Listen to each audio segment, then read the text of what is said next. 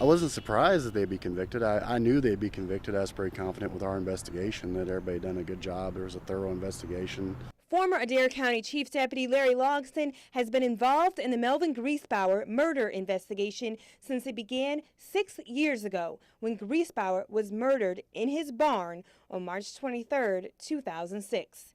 The initial call for help came in as a suicide, but when deputies arrived and began their investigation, they noticed 3 things that convinced them otherwise. First, there was a cocked rifle near Griesbauer's body. Second, Griesbauer's body was located 15 feet outside the entrance of the barn, but there were shell casings from the rifle inside the barn, indicating that the body had been moved.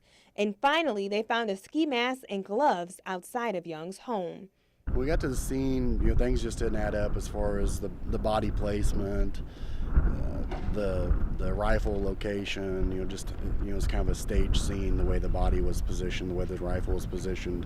One of the more significant single pieces of evidence, probably were that both defendants told the same story the night of the murder, and that story was just not plausible in the face of the evidence. From 2006 to 2012, investigators from several law enforcement agencies spent more than 2,000 hours collecting evidence. This allowed the U.S. Attorney's Office to prove that both Mock and Young planned and committed the murder and that they planned to use interstate commerce to cash in on Griesbauer's $1.2 million life insurance settlement. We're pleased with the conviction. Everybody put in a lot of hard work on it for 6 years, and it was a good jury that listened to the evidence closely, and they returned the right verdict. Mr. Griesbauer had children. So, this insurance money has been tied up this whole time.